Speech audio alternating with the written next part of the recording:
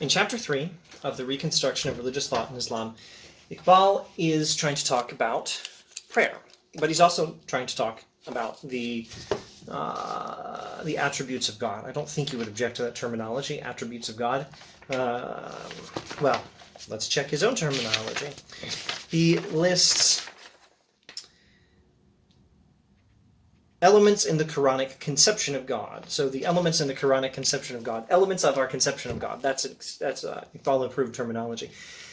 Elements in the Quranic conception of God include God's infinity, creativeness, knowledge, omnipotence, and eternity. And he's just talked about God's infinity, creativeness, and eternity. Now we have to talk about knowledge briefly, and then omnipotence, which I expect will be our topic in the next video, if all goes well. Then in this video, I will talk about what he says about God's knowledge. Now, it's really interesting how closely tied together all these things are, and how all of these attributes of God, or elements in the Quranic conception of God, involve God's infinite creativity. God is a creator of infinite creativity. And I won't say that's the whole of how we understand God's knowledge, eternity, omnipotence, but it is at least a massively important aspect of how we understand God's knowledge, eternity, and omnipotence. Everything is explained with careful attention to the creativity of God, to God's nature as creator. And also at all times, following through on his own advice in the beginning of chapter 2, we're trying to think of God after well, maybe this is advice somewhere else, but it's somewhere in this book. Think of God after the analogy of the human mind. The human mind is made in the image of God, and understanding our own selves is a way of having some partial understanding of God. We are minds, we are selves. God is an infinite mind and infinite self. And also, try to understand the world with careful attention to human experience, understand the world empirically. All right, enough of this review and preview. The word knowledge, as applied to the finite ego, always means discursive knowledge, a temporal process which moves round a veritable other, supposed to exist per se, or in itself, and confronting the knowing ego. In other words, knowledge, as we know it for finite human knowers like us, usually involves, or always involves, a temporal process where our minds, so to speak, go around something and understand it, and that thing exists independently. So, take, for example, the stapler I just dropped. The stapler exists independently in my mind, and here I am, knowing it. And I can move over here, and it's still the same stapler, known independently in my mind, and here I am knowing it. And that's pretty much how knowledge works. We move from one moment in time when we have a certain set of observations and interpretations of our experiences, and then we go to another moment in time when we have a different set. So off the top of my head, I can't remember what this thing looks like from underneath. I have not recently had the necessary experiences, so that's what it looks like. I don't know if you can see it. Maybe you can see it. It looks like that. And one moment ago, you didn't know what my electric kettle looked like from underneath. Now you do. And it's existing independently of your knowledge. But that's not how knowledge works for God. And really, that's not entirely how knowledge works for us either. But that's the general idea of human knowledge. And in this sense, knowledge, even if we extend it to the point of omniscience, must always remain relative to its confronting other. Knowledge would always be relative to the thing which exists independently of us, and cannot therefore be predicated of the ultimate ego, who, being all-inclusive, cannot be conceived as having a perspective like the finite ego. The universe, as we have seen it, is not an other existing per se or in itself in opposition to God, and we'll resume in the text in a moment. Okay, so if we think of human knowledge in this way, which is normal for human knowledge and captures an important aspect of how knowledge works for humans, we know the thing that exists independently of us, the stapler, the electric kettle, the teacup, the highlighter. We know all these things that exist independently of our minds, and we move from one moment to the next, and in the next moment we may have gained some perspective, gained some knowledge of the thing we didn't have in the previous moment, and we're knowing the thing that exists independently of our knowing. You may have not known before, this highlighter has highlighting capability on both ends, so now you know. Well, God is not like that. With God, the reality God knows is not independent of God. Now, don't think he's going for pantheism here, or panentheism. He's not saying the universe is God or is a part of God. He's not saying there's no distinction between God which knows and the thing which is known. No, there's a distinction. He's saying the thing which is known does not exist independently of God. There is very much a creator-created relationship. In fact, the knowledge of God is what creates the universe. It is only when we look at the act of creation as a specific event in the life history of God that the universe appears in it as an independent other. If we think of creation as something that God did once, after which the universe just continued to exist, then we can think of the universe as a thing which exists independently of God. And we can think of God as a mind which knows the thing which exists independently of God. But that's one way to think of creation, and it's not the best way. From the standpoint of the all-inclusive ego, from the standpoint of God, there is no other. In him thought, indeed, the act of knowing and the act of creating are identical. Now, other is put in quotation marks. Again, pretty sure there's not even a hint of affirming pantheism here. When he says the universe is not an other from the standpoint of God, he doesn't mean the universe is not distinct from God. He means the universe is not a separate, independent thing existing in itself. He means that when God knows the universe, God is creating the universe, and that the act of knowing and the act of creating are the same thing for God. To know is to create for God. In him thought, indeed, the act of knowing and the act of creating are identical. Now, I don't have much of this off the top of my head, but if you're interested, I would imagine there's a lot of interesting stuff in some of the Western Christian philosophers talking about this. I don't want to consult Berkeley in my head, but George Berkeley, Bishop Berkeley, probably has a very similar, if not identical, statement about God's knowing and God's creating. And you'll probably find something in some of the medieval Christians reflecting on God's divine simplicity, God's oneness, God not having any parts. They might say God's act of knowing and God's act of creating are the same thing. I don't want to promise anything, but I can say you'll probably find some interesting stuff in Christian philosophers saying something very similar, but enough of the Christian philosophers, set them aside. Back to Iqbal. Knowledge, in the sense of discursive knowledge, that is to say, in the sense of finite human knowledge, we go from one moment to the next, learning things you didn't know before, and now you may know that there are iconic Hong Kong buildings depicted on this here teacup. And that one, the oddly shaped one, the blue in the middle, is the structure on Victoria Peak. Take the Peak tram. Take Hong Kong's Peak tram up the hill, and you will exit the tram at that structure. Now you know. You didn't know that before. Knowledge in the sense of discursive knowledge, however infinite, even if you took that kind of knowledge and made it infinite, it would still not describe God's knowledge. God does not have omniscience in that sense. God does not have an unlimited knowledge in the sense of knowledge like we have it, just abstracted to infinity. No, it's not like that. This kind of knowledge cannot be predicated of an ego who knows and at the same time forms the ground of the object known. God, in knowing, forms the ground of the object known. God's knowledge is creating that which is known.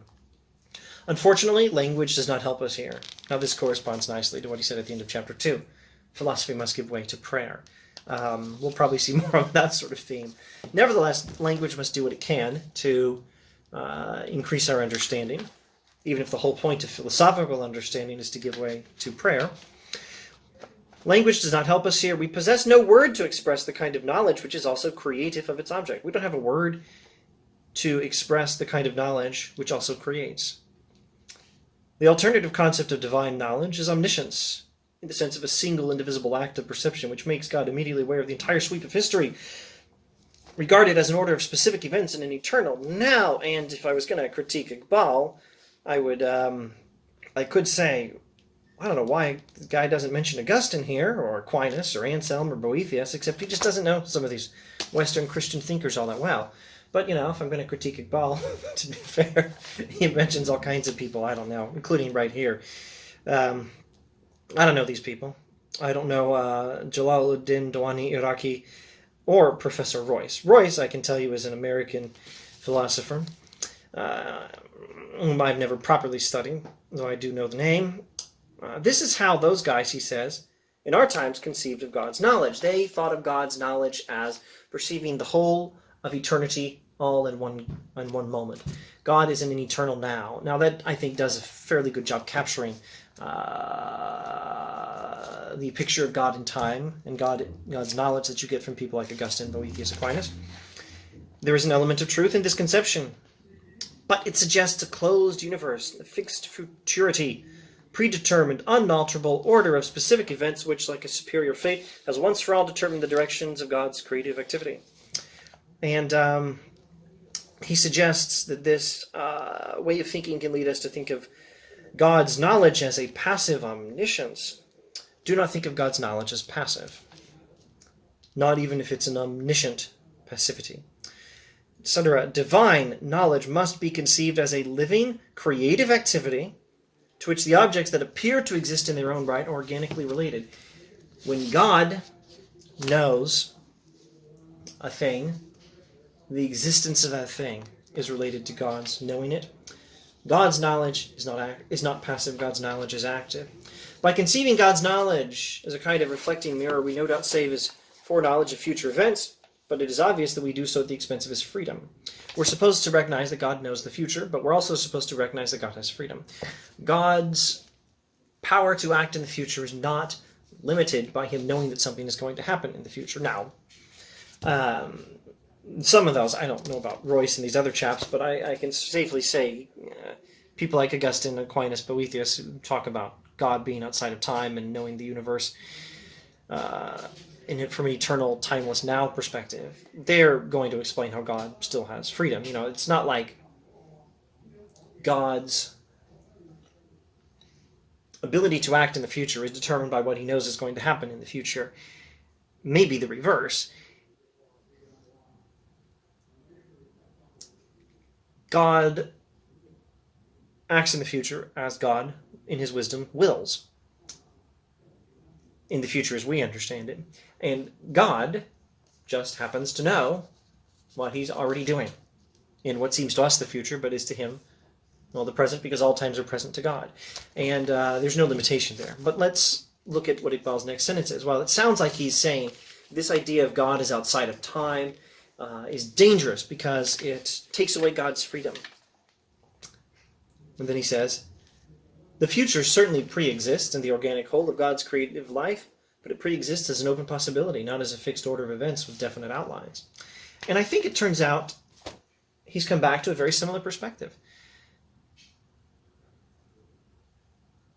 The future that God knows is certainly what God knows. And speaking of what has not yet happened, the future pre-exists as an open possibility, not as a fixed order of events with definite outlines. In other words, freedom is preserved. There is still freedom. God knows what happens in the future. But that is from the perspective of the organic whole of God's creative life. Again, God's knowledge must be understood, at least in part, in terms of his creativity. So in the organic whole of God's creative life, there is God's complete knowledge of everything God ever does to create, which is not just create the universe and then let it go. No, God is always exercising his creative capacity. And what is to us future, we're here in the flow of time. What is to us future, which is that way in the flow of time, is all part of God's infinitely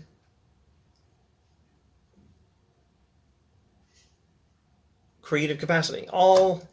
That wasn't a good sentence. Let's try it again. What has not yet happened in the future, from our perspective, is all part of the whole in which all of God's acts of creation, all the exercise of God's creativity, are contained and organized. And we have freedom to determine what we are going to do in the future, and so does God. But God, from a perspective that contains the whole,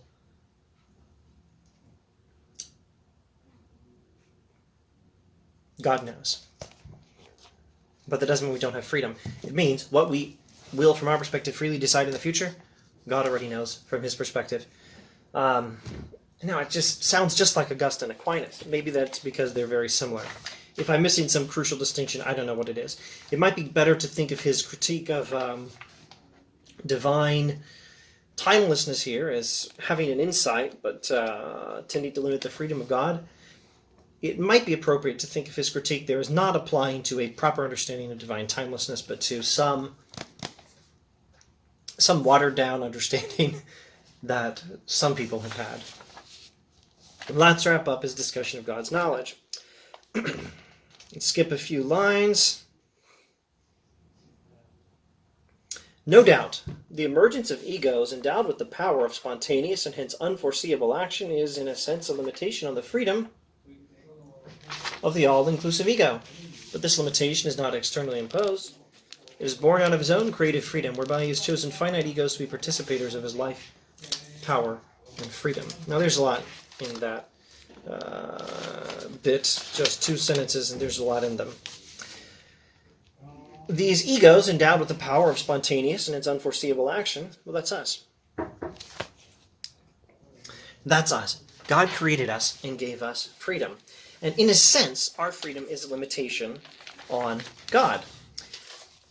But it's not much of a limitation. And in another sense, it's not a limitation at all. I guess it was 3 sentences in the middle. But this limitation is not externally imposed. It's not a limitation on God from outside of God. This is God's voluntary decision to create finite egos, finite selves, finite minds, finite self-minds, to be participators of his life, power, and freedom. Didn't we say that human beings are made in the image of God? This is the universal teaching of all the Abrahamic religions. This is something we can understand in metaphysical terms if we want. I'm happy with that personally. I don't think Iqbal would have an objection to that. He might clarify what metaphysical terms he recommends, but it's very much something to be understood in active terms. I think you also find this in the Bible properly interpreted. I think N.T. Wright talks about this, etc., etc. The human being as the image of God is a being with creative potential, a being who has the responsibility to, well, the ability and the responsibility, and with great ability comes great responsibility. I guess that parallels Spider-Man fairly well. The human being as the image of God is a being with the ability to and the responsibility to freely act to create and develop this world God put us in. God chose us for this. God created and chose us finite minds, us finite selves, us finite egos, made in his image, to be participators in God's life, power, and freedom, and in his exercise of creative capacity. We're supposed to work with God to create a good world. Freely, though. Freely. God's not going to tell us, here's exactly what you have to do, and that's all there is to it. God certainly gives us some instructions. I mean, this guy recognizes the Quran as the Word of God, right? There's plenty of instructions, but that doesn't mean that everything is instruction. It's not like everything you're supposed to do is acting according to some really specific set of instructions from God. No, no. You are made in the image of God with creative capacity. Not the same kind of creative capacity as God. It's not unlimited. But God freely, of his own free will, I think that's a language Iqbal would approve. God, in his own free will, freely chose to limit his own creative freedom in the sense that, if you could even call this a limitation, in another sense, maybe it's not a limitation, but maybe Iqbal will explain that momentarily. Maybe not. We'll see in the next video, inshallah.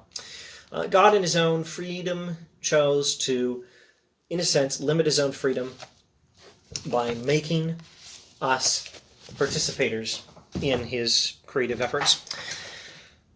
Okay, I'm done. More on what was the next one? Omnipotence. More on God's omnipotence next time. Thanks for watching.